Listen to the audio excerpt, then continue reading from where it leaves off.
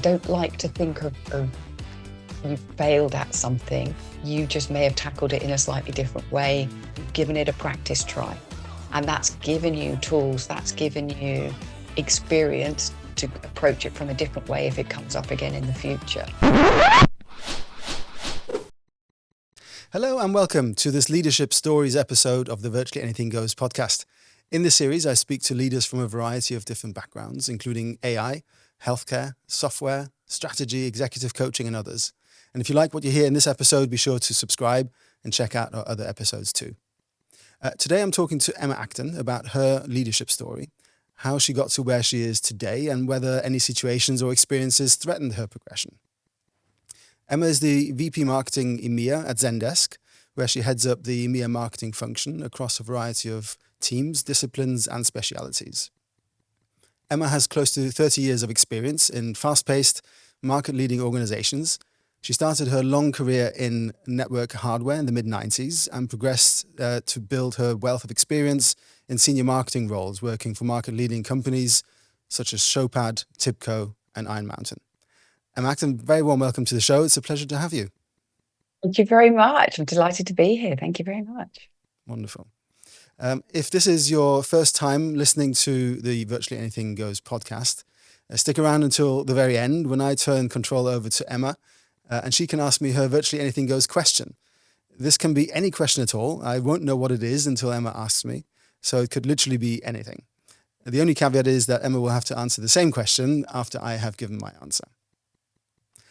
So, Emma, when we spoke before we recorded this episode today, you shared with me a story about what is probably your first leadership lesson.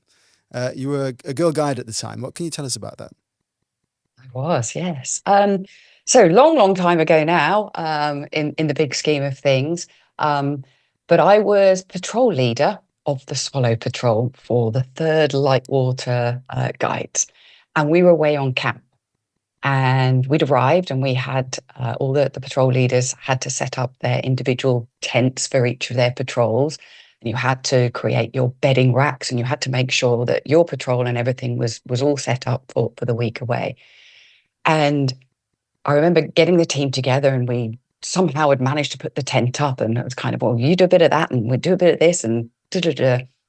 And at the end, we had to then create our bedding racks. And I was like, right, well, I'll get on with that. And I start splicing away with the wood and the string to put it all together. And the brown owl came over and she said, Emma, can I have a quick word? She said, you know, you've got a whole patrol, don't you, that could be helping do all of this. You don't have to do everything yourself.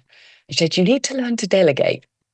And I think that was kind of my first, no, I don't need to do that. There are lots of us together in a team and we can accomplish. So I don't need to do all of this myself. And it was really sort of eye-opening to be told that at such a young age that, you know, you can bring all these people together to as a team achieve something. So that's that story. Excellent. Yeah, great. And then did you see yourself as a leader after that, or did it take a little while to settle in? What was the school age Emma like? It took a little while to settle in, I think, because you're so used. I'm an only child, and so I'm so used to doing everything myself from a very, very young age, being very, very self-sufficient, that to then think about tasks and break them down for teams to do wasn't natural. I think maybe if you have brothers and sisters or you did team sports from a very early age, it might be easier. I didn't. I did kind of ballet and gymnastics, and none of that's a team thing. You are an individual competitor. And so I struggled a bit. And I think Brown Owl realized that. And she said, don't forget your team. Don't forget the patrol. They can help do it. So it came over time. It wasn't immediately natural to me. Yeah. And when you look at your early career, your first roles were in sales. What drew you to sales at the time? I don't think it was. It wasn't something I set out to do. I think it was sort of a natural move into a role. So starting out as I did in networking, I initially started out on the kind of inside sales help desk, and we had lots and lots of questions that would come in from all of our channel partners and others. And so I got connected with a lot of the partners, was answering their questions on a daily basis, formed relationships, and you're kind of working with the channel managers and channel sales as well at the same time. And it was sort of natural progression to move from answering their questions to actually managing one of the accounts, and ended up managing a couple of the channel partners. That was probably my first role in sales, and then just really progressing from there. So whether it's a direct customer or whether it's a channel partner that you are working with and helping, it's you're ultimately delivering value and helping them get from sort of one place to another. So I kind of didn't set out to say, right, I'm going to go and I'm going to be in sales. Yeah. It just it happened. Right. As so much, and we'll explore obviously your story a bit more and kind of see where that progressed. And obviously we know where you are now, but we fast forward a little bit, and 6 years into your career, all of a sudden it's the year 2000 and the dot-com bust happens, and a lot of companies were affected by that. The economy was affected by that. How did that impact your career? I'll be honest, I don't think I was sort of really affected by it. And here's the reason. So I was working in networking at the time, and then I was getting married, and it was sort of a busy time, as you can imagine, trying to work full time and trying to book a wedding. And so I made the decision with my fiance at the time. He said, well, if you want to take some time out, go do that. And that was in early 2000, because we were getting married in the August. So the kind of challenges and the issues with the economy didn't really affect me directly, because I took a couple of years out. I did some consultancy, which was great. So my husband was able to get me connected with a couple of software organizations. And so I chose to work when I needed to. I wasn't directly impacted, which I think was lucky. I was kind of sheltered from any kind of economic crisis that was happening for the rest of the world. And I think at the time it was also good because consultancy and paying a day rate for people, you can turn on and turn off as you need to. So, 1 week they might want you for 5 days and it might just be 1 or 2. And so you can fit around it. There's flexibility for the organization that's hiring you, and they're not committing to a salary and all the overheads and other things. So I think that certainly helps when there is uncertainty in the market. Yeah. I wanted to dig a bit more into the kind of the early career of Emma. Were there any situations, whether that was during that consultancy period or before then, where you felt completely out of your depth and something happened where you thought, oh, I'm not sure what to do here? And how did you handle that? Were there any sort of early ways that you used your personality, your background, your experience to date to kind of handle that? I think from a skills perspective, the consultancy thing was quite natural because it's all around breaking projects down into the deliverables over periods of time. You've got a whole kind of project plan. I'm quite an organized person, as my colleagues and team will attest to, and previous colleagues. I'm organized both in home life, but also in my work life. And so that really helped from a consultancy perspective because you've got these frameworks to follow. You're helping organizations and giving them views that they might not necessarily have the time to look at. But being out of depth, I think, probably came in my next role. I moved into computer center, so in networking, and I was a network sales specialist. And it was a very, very technical role. And so you needed to understand networking and how wide area networking, local area networking worked. And whilst I'd had a fair bit of exposure to that at my previous role at Bay Networks, I was in there and I was sort of designing networks with vendor equipment for my customers. So I would work with the account directors for various different accounts, and they'd say, oh, they're looking at this upgrade or that upgrade. They've currently got this manufacturer and they're looking to move. And then gigabit Ethernet became a thing. And before I know it, I was kind of designing these kind of networks. Obviously, I had a real kind of pre-sales person that would help and validate, but you're doing something that's out of your comfort zone. It certainly was for me. I was like, well, have I got that right? Okay. And it's not until your kind of pre-sales validates it, or you kind of design together, that you realize. But it was first few months until I was like, I've got this, I can do this. I was thinking, okay, I'm going to go into these customers. Do I sound like I know what I'm talking about? Turns out I did. So that was quite good. But it was, an uncomfortable few moments, sort of out of that comfort zone. How did you deal with that? I mean, I suppose we all experience situations where, we're out of our comfort zone, and there's different coping mechanisms and ways to deal with it. What are you like, or what were you then like? Did you just go for it, or did you feel, that this was something that you needed? I sought validation from my colleagues, from my peers. Most of them had been in the role for a couple of years already. So it was, what do you do in this situation? How have you been working? Have you been looking at this? And so you'd go and say, look, this is my plan. This is what the customer's looking for. This is where we think we're going to go, and validating it. And once you've had one or two validations that you're on the right track and you're doing the right thing, you got, right, I've got this, I can do this, myself now without seeking that validation. Again, it goes back to being organized and breaking things down into fairly simple tasks as part of the project, right? The customer needs to do this by this time. Let's work back from their deadline. What are the components of this? Which are the teams that we've got to bring in? Who are the other specialists that we need to bring in from the organization? We've got pre-sales. I've got myself in that sales role, working with the customer to make sure that what we are proposing is ultimately meeting their needs. Then you've got kind of customer success and implementation. Then you've got the post-sales side of things.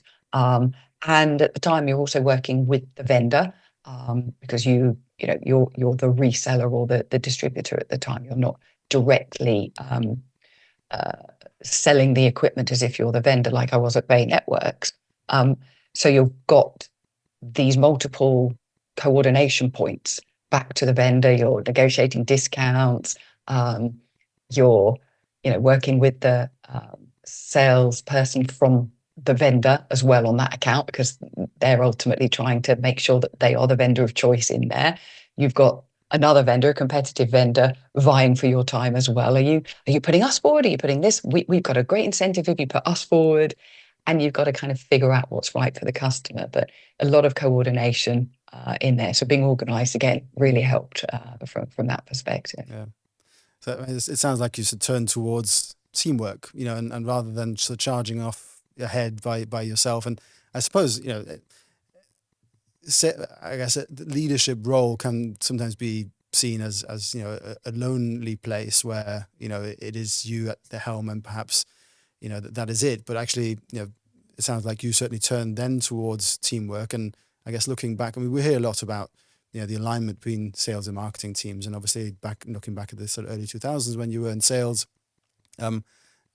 what did that role, how did that role prepare you for that alignment with marketing and ultimately your marketing career after that?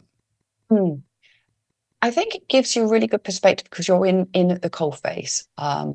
You are the one that is working with the customer. You're the one working with the leads. You're the one that is trying to build. You've got a target, and you've got to get to that revenue target, and you've got to do that in a way that's sustainable. You've got to do that in a way that is adding value for the customers, because you need to retain them.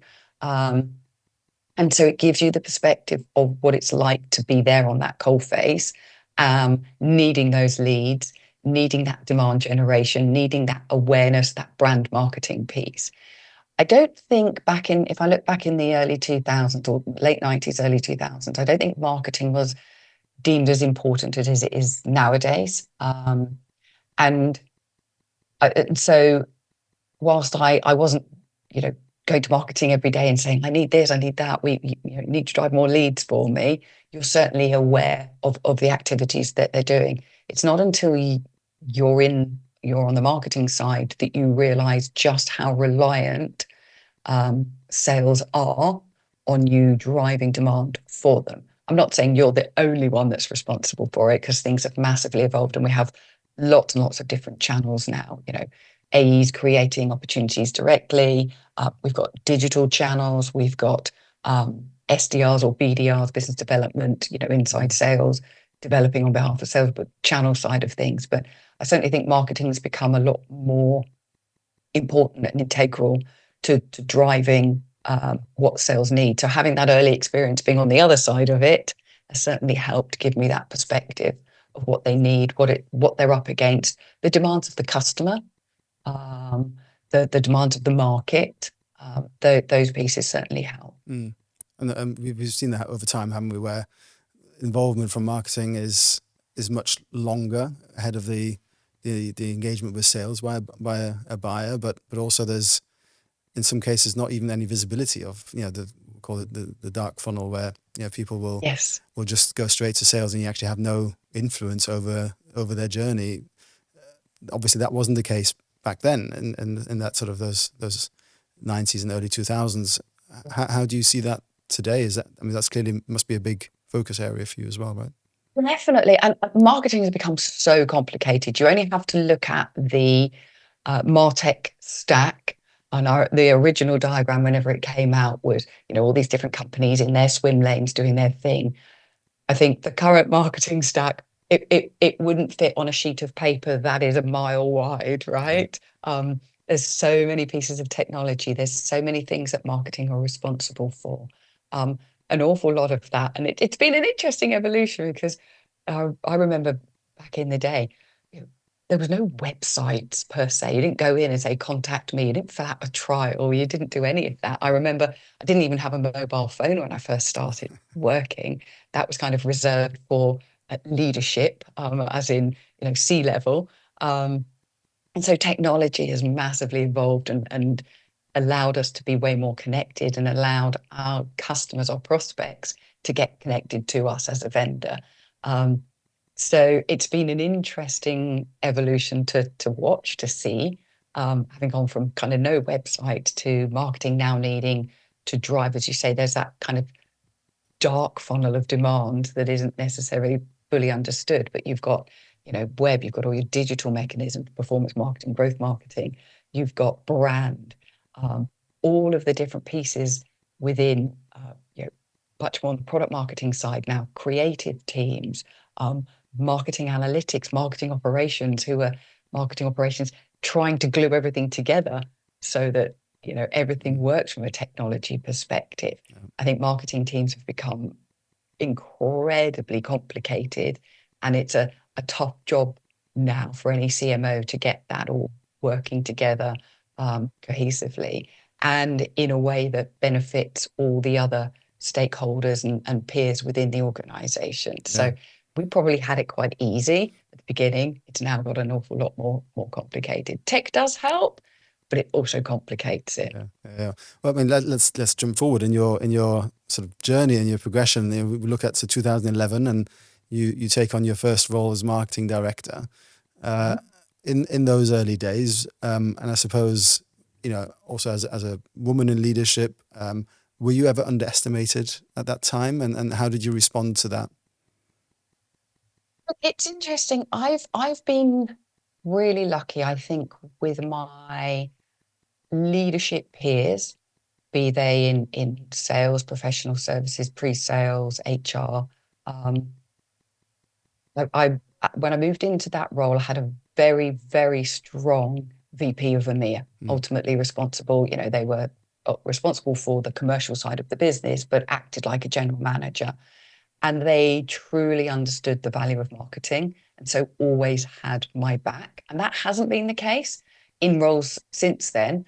But predominantly, I've been very lucky. But they understood that value of marketing, and they were able to make sure, as that kind of GM role, that everyone was on the journey together, that we were going from our current place into a period of growth and investment. The company that I worked for was PE backed.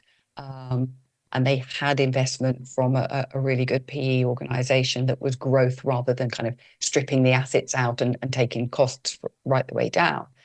And so they had my back when it came to the marketing initiatives that I wanted to do.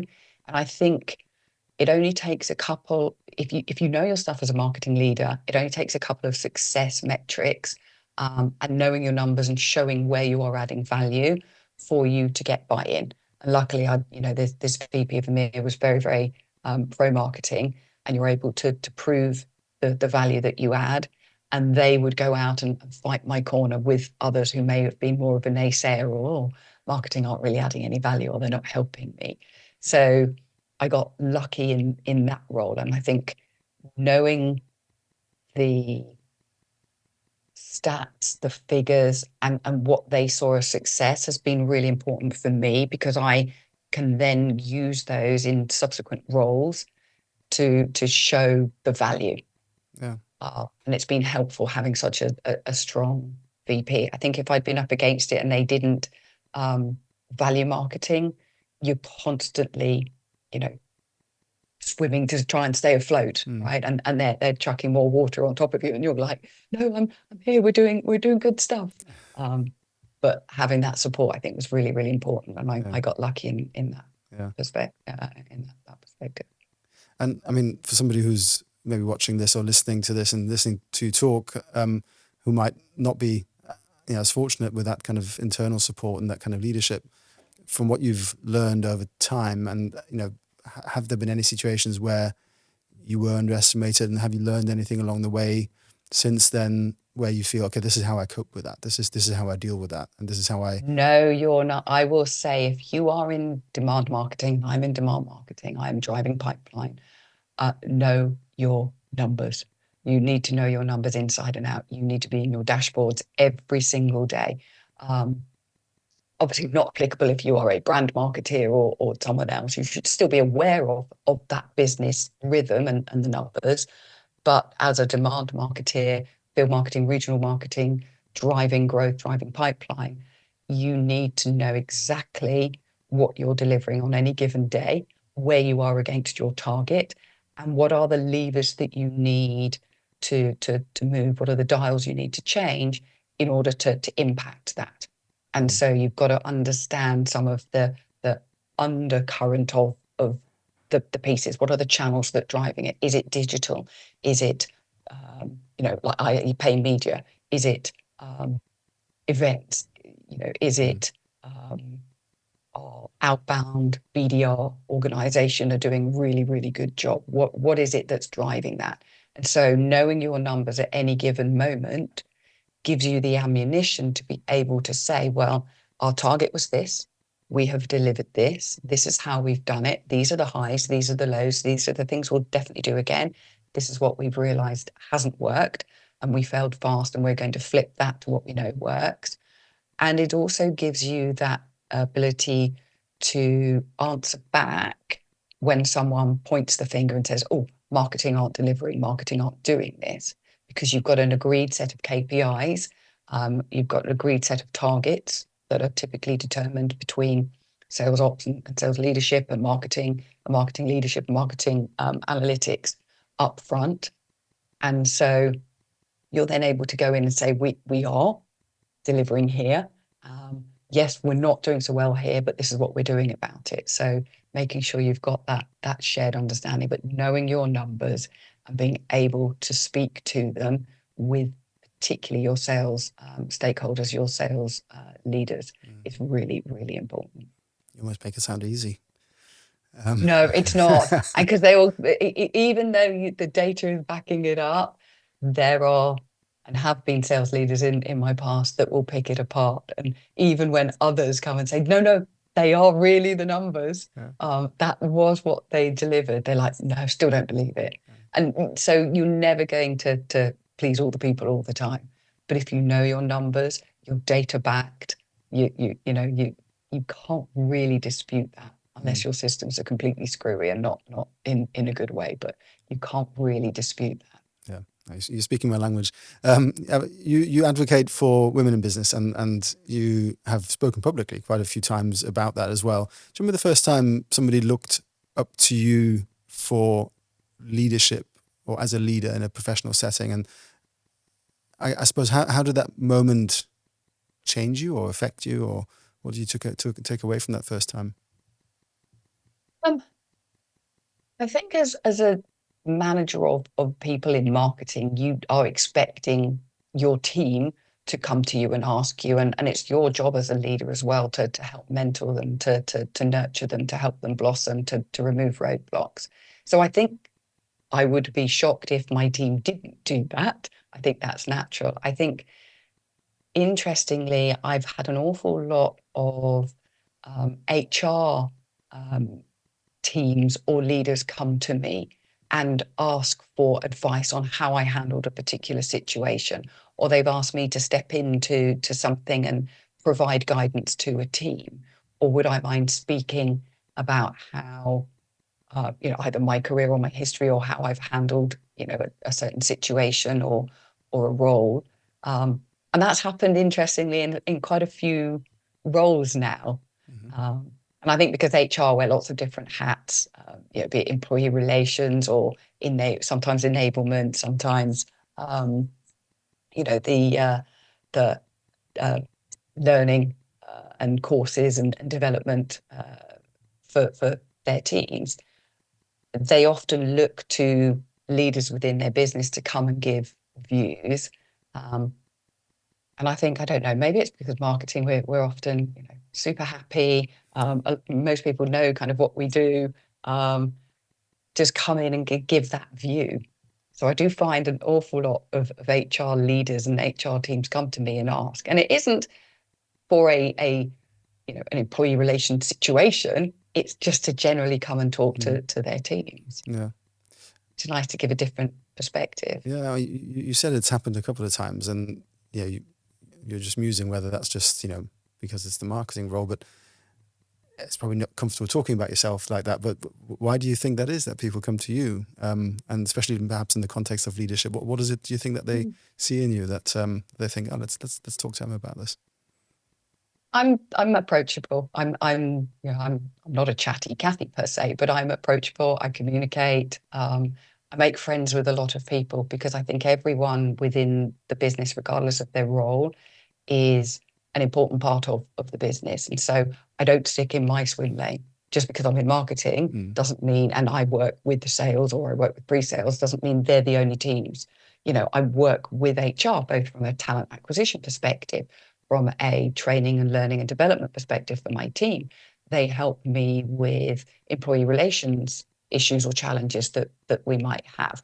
And so, I think HR and my peers in HR are as important as any other function. And so I will go and make friends with them.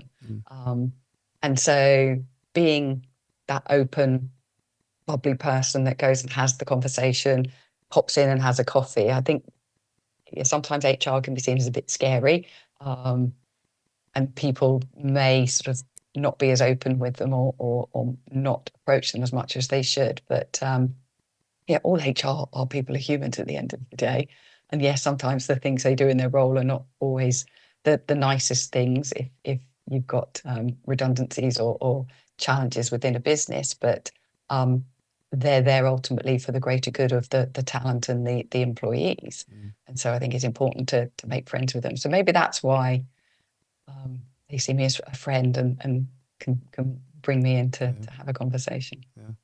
And looking back at your own, I suppose your career, has there ever been somebody that you can think of that's taken you under their wing in the early stages, or maybe even now, where somebody mentors you or somebody that you look up to in terms of leadership? Is there somebody there that springs to mind? Definitely. I've been very, very lucky. I don't think there's a single boss, single leader, a single manager that I haven't got on with that has caused me to leave an organization or has caused me to be unhappy. So I think I've been very, very lucky from that perspective because that isn't always the case. I had just a brilliant, amazing leader, only for a very short period of time at I2. And she just, I don't know, took me under her wing, helped me see things in a slightly different lens. She has this amazing calmness. She has this ability to see the bigger picture. She has this ability to break things down and create this kind of win-win situation. And so I was like, those are the traits I want to exhibit, I want to take. And she helped me through, just conversations, advice and guidance. And funnily enough, we hit it off from the very beginning. She's now a very, very close friend, even though we worked together for a very short period of time. We've been on holiday with them. We go to stay with them. They come to stay with us. So this, decades-long relationship has formed off the back of that, which a big win for me. But she was very, very good as a leader and really helped me. What do you think is if you can even distill it down into one thing, but what do you think is the one thing, or perhaps a few things that you've taken away, that you've learned from her? Definitely got a calmness. I'm not fiery, but I do get riled up about some things. But I think a calmness and consistency, and just taking that step back, taking a breath before speaking, actioning, reacting, or speaking, actioning. Yeah, speaking, reacting, and then actioning. Yeah. I suppose we spoke about this before when we spoke offline. We spoke about imposter syndrome, and you've spoken about this as well. You don't like the phrase, but you do sort of relate to it, and even though you're not a fan, and you're clearly not an imposter. What sense do you get when you have doubts, and how does that drive and motivate you when those doubts creep in? Yeah. And firstly, I don't like the phrase imposter, because for me, imposter has such negative connotations. It means you are pretending to be something you're not. You're impersonating someone or something that you're not. And that isn't the case when we think about what imposter syndrome actually means. It's about having self-doubt, right? And that's something that is completely natural. And so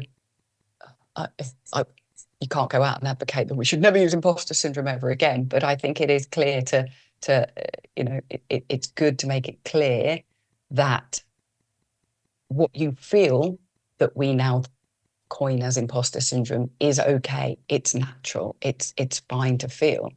I think understanding where that self-doubt has come from, why you have that self-doubt, what it is, why has it come up for this particular project or for this particular situation, and almost taking a step back. Certainly for me, if I felt it or I was unsure in a particular thing, right, what is it we've got to achieve? And again, breaking it down into bite-sized chunks, understanding the art of the possible. Is there a way we can do this by going this route or this route? What are our options?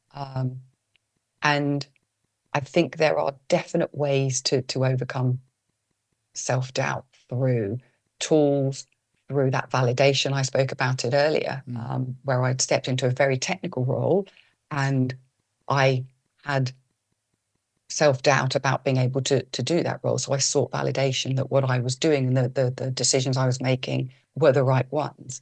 And so I think seeking that validation, asking the right questions, breaking it down, writing your doubts down. What is it you're doubting yourself about? And then actually, is that such a big thing? No, it's good. I think sometimes having a little bit of doubt helps you to think more about the outcome, helps you to think more about what that project could be or should be, what you're looking to achieve, rather than rushing in, getting it done because, yeah, I've got this. Actually said, oh, is that the right thing to do? Maybe it's not. What are the other options? So I don't think it's a bad thing. Yeah. I think people just need to arm themselves with some tools to help overcome it. and seek that validation. If there is a mentor, if there is someone they're close to at work that they can ask and say, look, I'm not sure about this. Can you talk it through with me?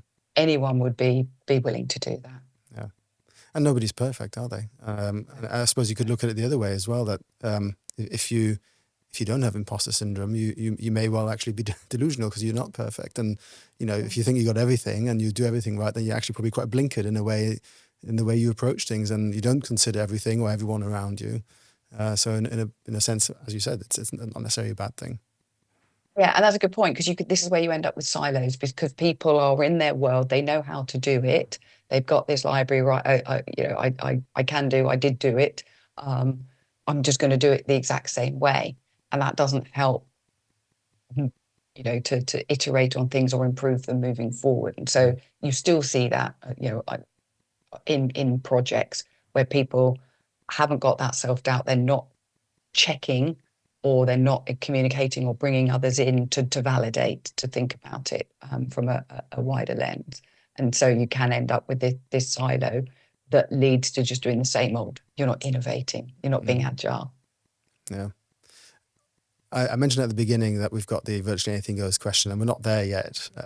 Although I'm looking forward to your question. But in another episode of this series, I interviewed somebody called Charles McLaughlin, and his question was a hard question to answer. He asked me, what has been my biggest failure? And I asked him, in business? Or he said, no, just in life or anywhere. What's your biggest failure? And it was quite a hard question to answer. And you've spoken about handling failure before as well. You've got an interesting take on it, I think. Can you tell us a bit more about that? How do you view failure? Again, a bit like imposter syndrome. I don't like the word failure. I see failure, it was a practice try. Because you're setting yourself a goal and you're going to get there. You just might have 3 attempts at it, 5 attempts at it.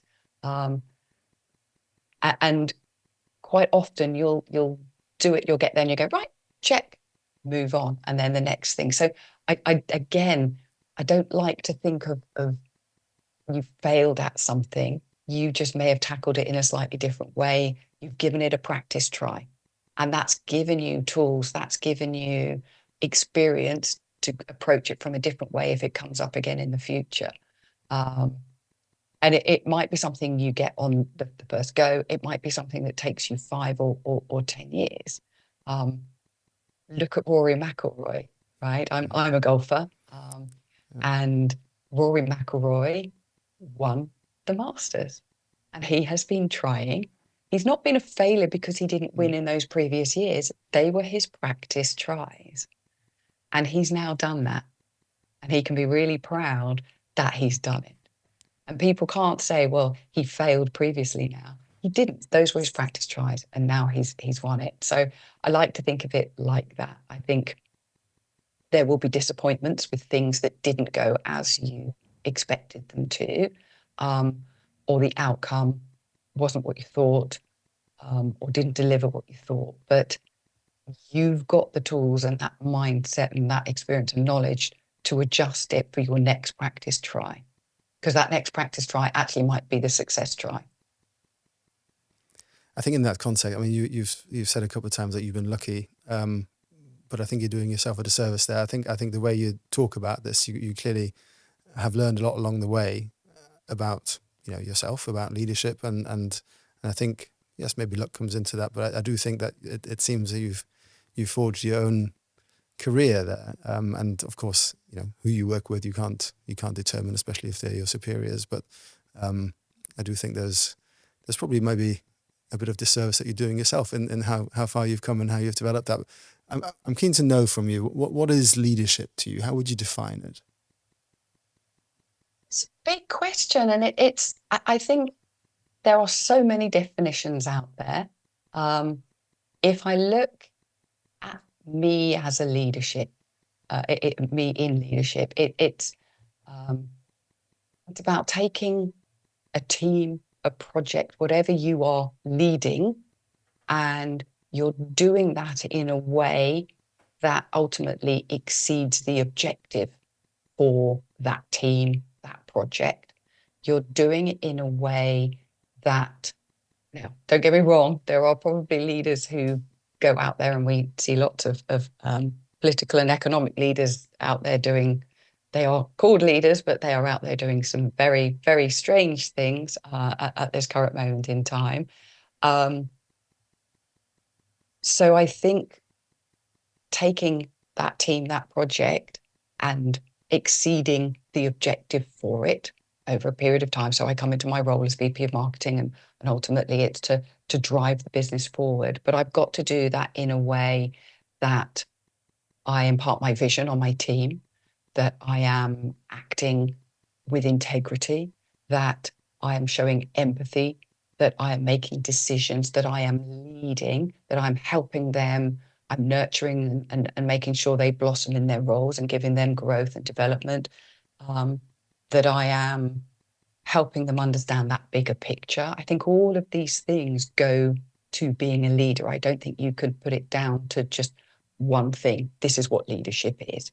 But you are taking something, a set of people, a concept from a start point to, and I won't call it an end point, but to somewhere else, because then it might move on beyond that. And so I think it's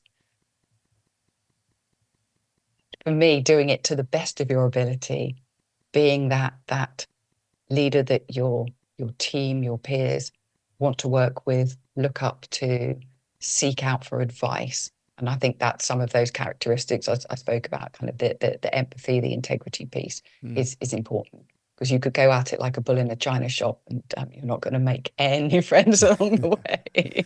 Yeah, no, indeed, and I think you mentioned earlier the command of numbers and the KPIs, and of course that is important, but it is, from what you're saying there, it's not just a title or a role; it's the human side of things, which is why people come to you. The example that you gave, but also the team that you have working with you, that needs to be able to trust you and come to you and know that there is that empathy as well, and that all goes into being a leader.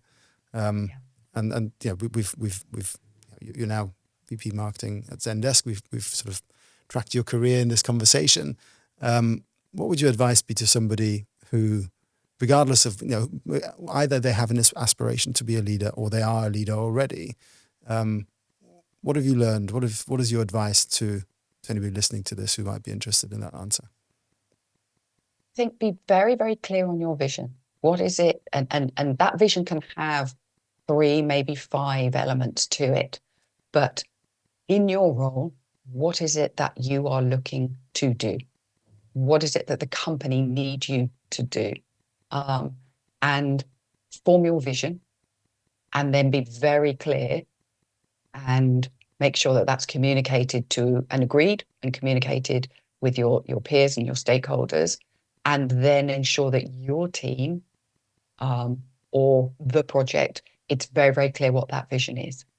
And I think this is why organizations that have those 3 to 5 kind of OKRs, KPIs, the big meaningful things that keep the organization grounded and moving in the same direction, so that everyone is aiming for that and striving for that same goal. I think that's really important.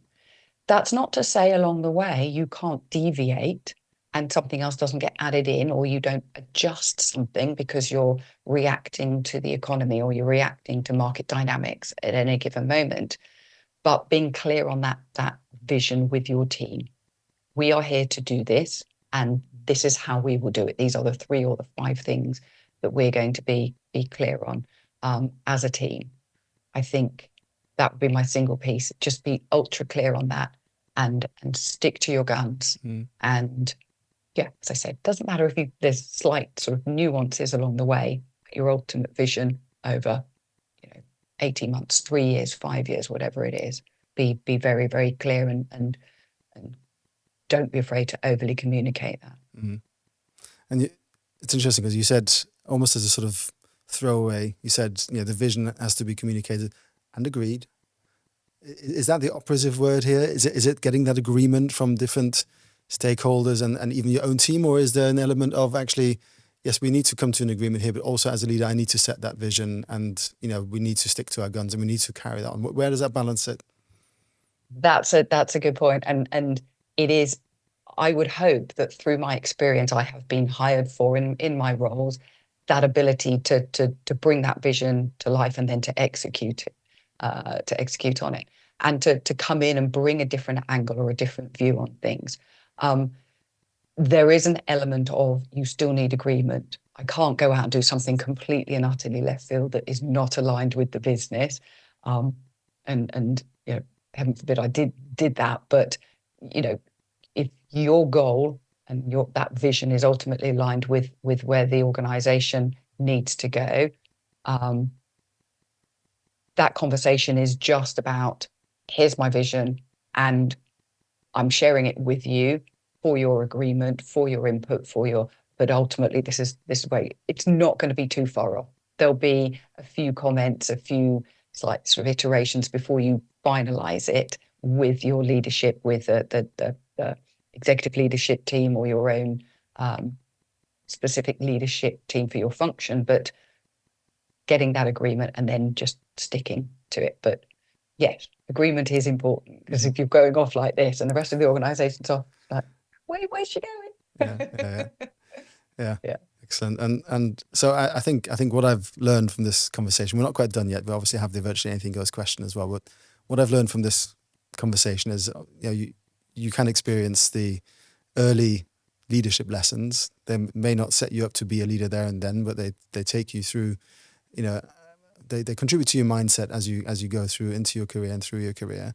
I've learned that leadership is not necessarily just about numbers. It's about the human side of it, and it's not necessarily just the human side within your team. It is across teams, and it's also having the human element inside of you to have the empathy and the understanding of what goes on around you, not just within your team but within the business as well, to be able to accomplish and agree the strategy going forward, the vision going forward, and then together pull in that direction. And that it's not a lonely place necessarily as a leader.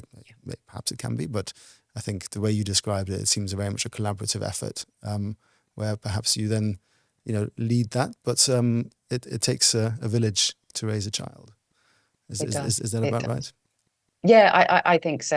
And it shouldn't be a lonely place. There are lots and lots of other leaders out there. There are lots of leaders within your own organization. Don't be afraid to have a conversation. I've known lots of leaders mentor other leaders. So, it is, we've all been there. We've all got these great experiences. So don't be afraid to lean on that. It shouldn't be a lonely place. It should absolutely be a collaborative team effort as leaders to lead your teams and your organizations. Mm. You mentioned mentorship a couple of times, and we do actually, and this wasn't rehearsed, we do have an episode about leadership, about mentorship, with Chelsea Baker, who's the CEO of the National Mentoring Day. So if you are interested in mentoring or hearing more about that, she has some great insights, has huge wealth of experience as well. So check out the mentorship episode in series 2 if you're interested in that. But Emma, this has been really fascinating and interesting and really insightful. As I said, we're not done yet. We now have the point where I get nervous, and it's the virtually anything goes question, which, if you don't know what it is, if you're new to this podcast, it is where I turn control over to Emma. She can ask me any question at all. It doesn't have to be related to what we spoke about today. I don't know what it is until you hear it as well. The agreement is I will have to answer it no matter what it is. But my safety net and the one caveat is that once I've given my answer, Emma then has to answer the same question as well. So, Emma, I'm keen to hear, what is your virtually anything goes question for me? My virtually anything goes question for you is, what was the smallest career decision that you ever made that snowballed into something huge? I can think of a few. I'm just trying to think which one is the smallest. I'll touch on a few briefly, but I think I'll come to one. There are when you look back, it does tend to work together, doesn't it? Decisions you make, and you end up somewhere where you are now today. Very early on, I was born and raised in Germany, and I did a sort of business school / trainee program degree, which didn't include marketing. It was more on the sort of sales and sort of engineering side, I guess, international trade. And I decided that wasn't enough, and I wanted to actually go into marketing. And I decided to go to university in Scotland, which actually, in the grand scheme of things, because it's one of the earliest decisions, snowballed into everything. I met my wife there. I ended up in a career in marketing, which I studied there, and obviously that was the right decision. And still many friends I have today are from my time there. I think there's other areas then as well where you make a small decision, and perhaps it was out of adversity. We moved to Dubai in 2007, and I remember being there. I joined an events agency, and in my first week we were out. It's Dubai is lots of have lots of fun. You go out to a bar, and I got chatting to these two guys, and they said, "Oh, who do you work for?" And I gave the name of the agency, and they both raised their eyebrows and said, "Is that so and so's company?" And I said, "Yes, it is." And it was a partnership, so there was two leaders in that, but one owned the organization. And they said, "If I can give you one piece of advice, get out of there while you can. Don't stay. I know you've just arrived, and in Dubai it might not be quite as easy to change because you're under the part of a visa and so on there, but get out of there as quickly as you can." And I decided not to listen to that, and I stayed. And subsequently, it turned out the way they, I think, had anticipated it. It didn't work out. But what that set into, the snowball effect of that was that we ended up, as part of the 2008 financial crisis, leaving Dubai in 2009. There was not much going on. And I then joined a company called On24, the webinar platform, and spent 6 years there. And ultimately, that set me up for the company I run today, Made to See, where obviously webinars are a very, very big portion of that, live streaming and video production, and obviously podcast production. I think had I made a different decision at the time, I wouldn't have, I may have stayed in the company for much longer, I may have stayed in Dubai for much longer, I wouldn't have ended up where I am today, doing what I am today. And my wife said to me the other day, after we came back from holiday, I said, "It's the first day back tomorrow." This was on Sunday, and she said, "You look forward to going back, don't you?" I said, "Yeah, I do." And she said, that's nice. It's good that, you look forward to going back to work after holiday, because not everybody necessarily has that. And I think that decision to stay, even though it wasn't the right one and it turned into something bad, did lead to a series of events that ended up where I am today. And I think for that, I'm very thankful, because as I say, I enjoy the Monday morning after a holiday. Awesome. So what about you? I'll turn this question back on you. Yeah, so my small career decision. So prior to joining Bay Networks, I was doing a little bit of temp work, while I figured out what I wanted to do, and I was working at a very, very small family-run recruitment agency, just actually in-house, doing the timesheet, a bit of admin, seeing candidates in, that sort of thing. And this job came in, and they needed a temporary person for a week. And for whatever reason, I don't know if it was during the holidays, they couldn't get anyone. And so the MD at the time, she said, "Well, you're going to have to go, Emma." And I was like, "Well, I don't know anything about this." She went, "I've got this. You can do this. It's only for a week. Don't worry, it'll be fine." So that 1 week was at a company called Wellfleet Communications, which in turn became Bay Networks. And I went for the week. I absolutely loved it. I was reporting to this phenomenal lady, who's, again, got very, very close to, and whose daughter ended up being a bridesmaid for me, some years later. But they said, "We're actually looking to fill this role permanently. Would you like it?" And I was like, "Oh gosh, so how do I go back and tell the MD you've put me in temporarily into this role?" And at the time, I didn't have a view on tech. I didn't understand what networking really was. We were just getting connected. We were putting 10-base-T hubs in the risers in this small office over in Marlow, and getting connected. There wasn't email in the way we know it. And so I didn't really understand technology. I just remember coming home and saying to my boyfriend at the time, and he said, "Oh no, that's really, really big. You should go for it." I was like, so I went back to the MD and I said, I don't know if they've been in touch, but they've asked for me permanent. She said, yes, no, they have, and I was going to have a chat with you. I said, look, I would never want to hold your career back, as sad as we would be about losing you from our office. This is ultimately for your career. So I ended up getting this permanent job in kind of inside sales at Wellfleet, which then became later on Bay Networks in networking. And it was a phenomenal boom time. Networking was taking off. Switches were just coming out onto the market, and there was an awful lot of money in the industry, and everyone wanted to be connected. There was all this the routers and the hubs and the switches all coming to the market, and so I actually ended up being employee number 14 at what ended up being ultimately the very, very end of it, Nortel. So Wellfleet became Bay Networks. We were Bay Networks for several years, and then just before I left, it became Nortel. So financially, it was very, very beneficial for me, and enabled me to buy my first house. But it was also a brilliant introduction into the world of tech, which has intrigued me ever since. And so I've gone from that hardware side of things through to software, and now into kind of the AI era. So had I not gone for that 1 week of temp cover from the recruiter, I would never have moved into this industry, I don't think. Well, that is a big impact from a small decision, isn't it?